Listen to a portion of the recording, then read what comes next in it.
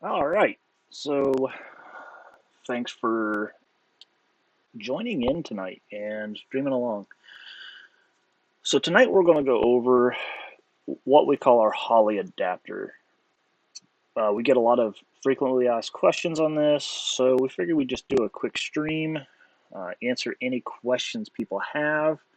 You can throw them up in the chat. We will do our best to catch them and get them answered, but we will go over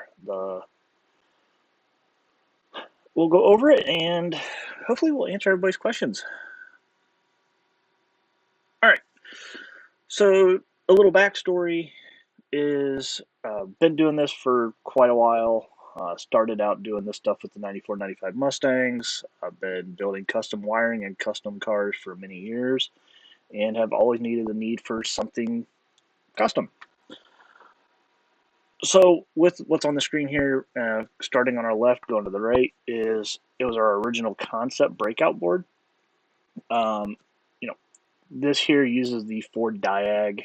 So a lot of people don't realize the 94, 95 Mustangs themselves do live data streaming like all the OBD2 cars, 96 and newer, on the Mustang platform. So what we did is we originally built just a small harness to go in between the factory computer and the factory wiring to allow for the option to have an OBD2 connector to see that live data stream. Those pins were originally pinned out on the 94 95s and went to the OBD1 connector, so if you had a snap-on tool, you could read the live data. Well, that works great for troubleshooting and everything else, but we like to take things further and go farther. So we took this original concept idea that we used for breakout troubleshooting cars, and there's been a lot of folks wanting to do the Holley on the 94 95s Mustangs, but the kit is Fox specific. Now, you can make it work, not as easily as you could on a Fox. The 94 95s and newer come in and have issues with, you have the CCRM. For folks that don't realize what that is, that's the constant control relay module. That is what controls the low speed fan, the high speed fan, the fuel pump, power for the computer, your AC wide open throttle shutoff. A lot of little pieces that if you don't understand how to wire around those to make them still function with the Holley, it becomes kind of a nightmare. The other thing that you run into with the 94 95s and newer, a lot of people don't realize, is in the ECU harness, if you remove it, you're also breaking other things. Your gauge cluster won't work anymore. Your front right hand turn signal does not work anymore, and the list can go on. So you have really a couple options. You can either A, rewire the entire car with a smart board, which gets very expensive very fast, and if you're not familiar with wiring, it can become a nightmare. You can attempt to pull out the wiring out of the factory computer harness and splice things and make it work. Or we decided to come up with this option to make it simply just plug and play. So we first prototyped, this would be the second board, going from the left to right, where you still soldered the wires together, but to see if things work. Like, then what we wanted to make sure worked correctly was the low speed fan and the fuel pump. Other things would come later, but this was just to test to see if things would work. After that, we moved to the next iteration. After everything did work correctly, as intended, the next iteration, which I'll have here live in a moment, is where we started to add all the features: your low speed fan, your high speed fan, your fuel pump. We did not include AC at the time because it just was, we wanted to slowly progress on the evolution of this product. And then you end up with the pre-production version we have on the very far right, and which will end up being the production version when these start to go out. These include everything. your low-speed fan, your high-speed fan, your fuel pump. Depending if you go with the Terminator X Max or not, you will have, if you do an automatic, you'll want the vehicle speed sensor to be going into the Terminator Max. So this way a car shifts correctly and everything else. You don't need the VSS. The VSS would just be for your speedometer. But if you do this, if you're like me and you want to be able to data log your speed, but you're a manual car, you need the ability to do the VSS. This is something I'll show on the board in a moment, but we give you the option to pick. These will already come out pre-selected with the output shaft, because most people going with the Max is most likely going to have an automatic. We also included the features for AC, so the wide open throttle AC kick shutoff and the kick input. And we decided while we were at this, for folks who might go bigger, may want to run E85. So we added the circuitry for E85. So the resistor needed for that sensor to work is built into the board. So these are E85 ready to go.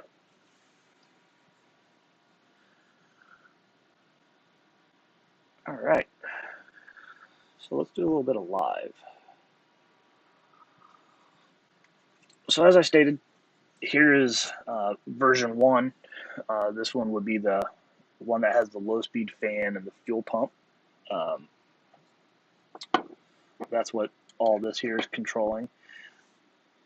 We give an 8-pin selector, and this will be used for your I/O. So 4 for your inputs, 4 for your outputs.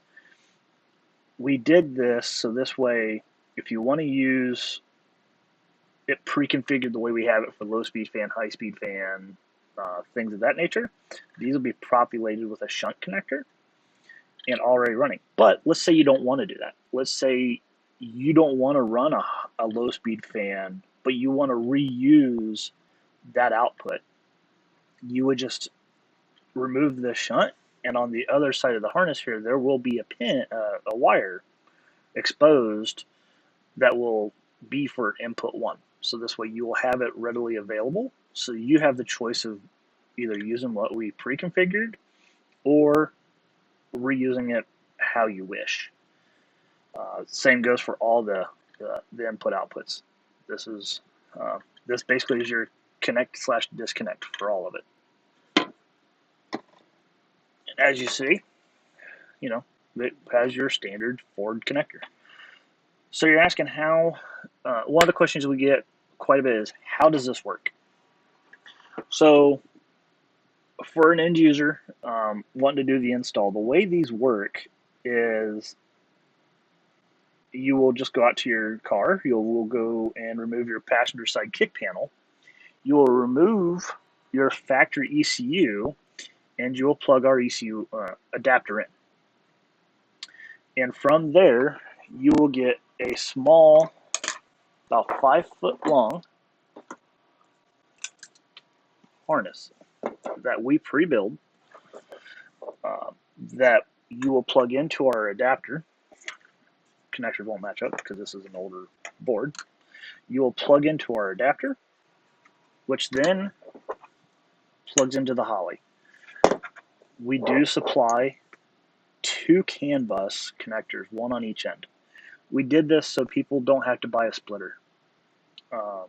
So one will be up underneath the dash. So this one could be used to run the 3.5-inch screen that comes with the kit if you decide to buy the kit, or if you decide you don't want your factory gauges to work and you decide to run a Holley Pro Dash or one of their dashes, this is a perfect connection point for that. And then the other one is down near the Holley ECU. Now this one I would suspect a lot of people would use if they're just going to hook their laptop up and do some tuning with the laptop.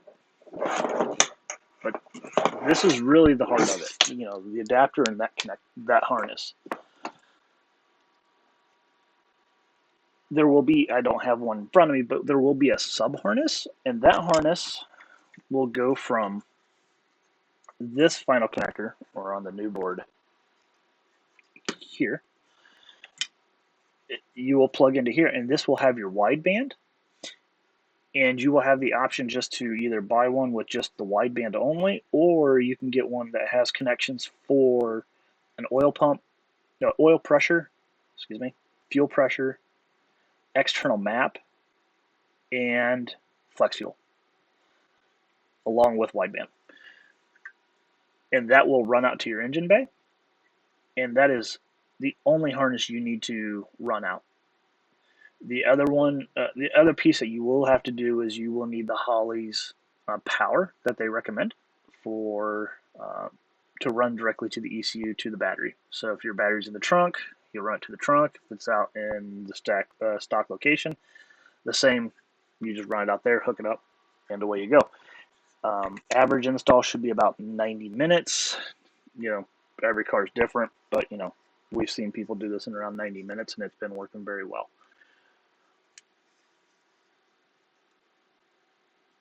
So let's look at, so I have a pre-production board. This one isn't all soldered up or anything. Wanted to do this on purpose.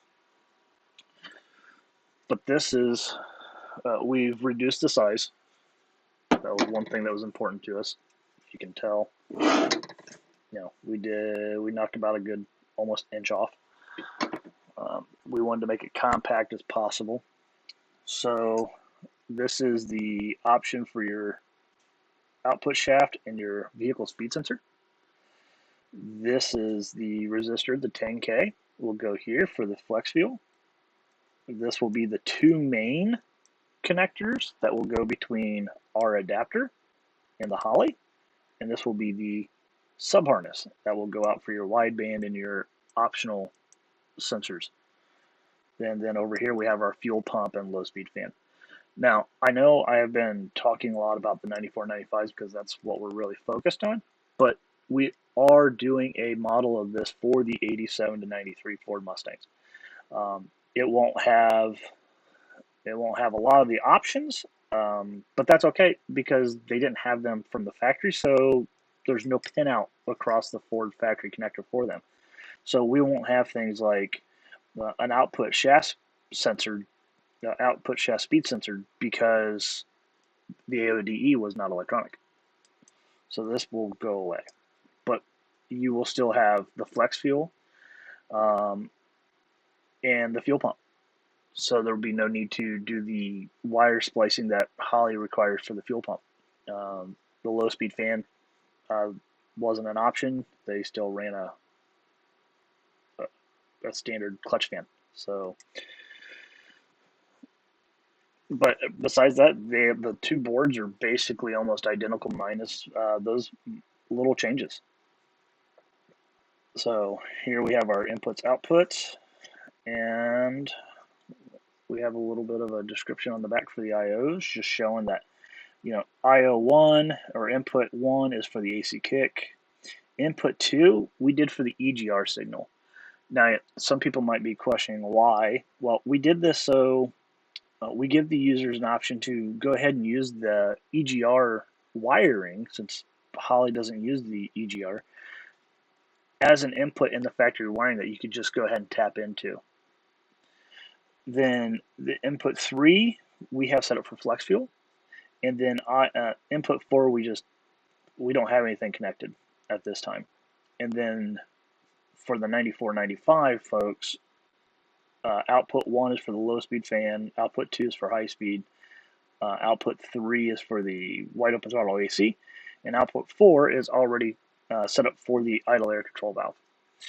Now, the 87 through 93 folks, output 1 and 2 will be open, meaning you can use them as you wish, just due to the fact that there's no electric fan. But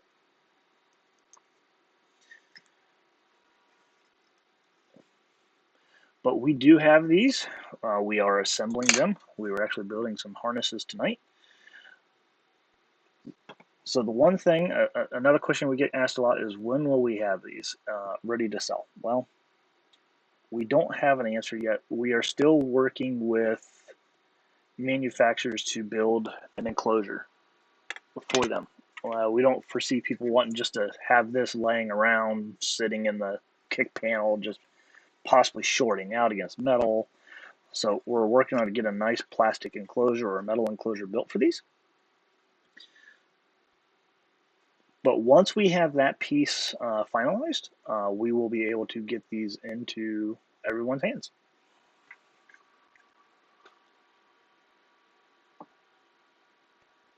Let's see. Any questions?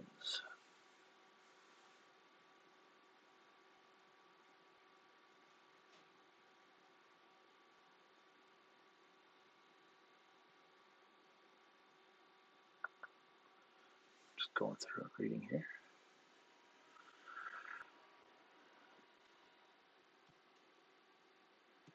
Okay, so that pretty much looks like it summed up most of the questions that I see. Just looking here.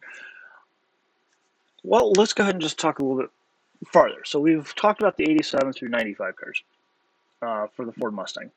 We are working on development for the 96 through 98 2-valve, 4-valve cars. Those are in the works. And we are also working on the 99 to 04. So the 96 through 98 cars currently, those we do have the Ford headers for those, the ECU header connector. So we're good there. The thing we need to work out is the tach. So the tach signal on those was produced from the ECU, and the idea is to remove the ECU. No piggybacking. That we can reproduce a signal. We're just trying to determine, do we want to just go ahead and pull that data from CAN directly out of Holley and then send it up to the tachometer? Or do we want to read the crank signal directly from the crank sensor as it goes through our adapter board and off to the Holley and do the computations and feed the tach directly from there? So that is what we're working. That's one of the pieces to the puzzle that we're trying to solve currently today for the 96 or 98 cars. Now the 99 to 04 cars get even more complicated, but we've made a lot of headway on that. Megasquirt today with their MS3 plug and play kit has the gauges working. So that, when we first started to look into it, told me this is absolutely possible. So with a little research and a little work, we learned how the cluster wanted the data, and we have effectively been able to control a cluster for the 99 to 04 cars, and now it's more of a development process of building the microcontroller that will do all the communication between the factory sensors, the Holley, and sending that stuff up to the gauge cluster. So right now the main focus is the 87 to 95 cars, and then we will start working on finishing up development on the 96 or 98 cars, and then following that, the 99 to 04 cars. So we will be looking out to the community for people who are wanting to help test in those two ranges. So please keep an eye out on our Facebook page, our website, join our mailing list, because we'll be reaching out to anybody and everybody on there for that.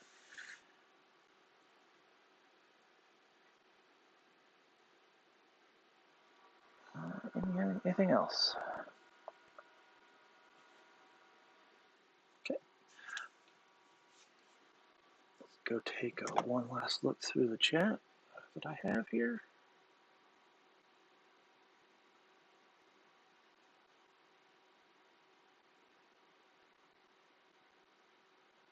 Nope, doesn't look like there's any other questions. So I'm going to, if there's no other questions, I'm going to end it off there. And please reach out to us. Like I said, on Facebook, we're at MF Customs, Instagram. Our website's www.mfcustoms.com. Reach out to us there, and we will answer any questions you have come up. Thanks.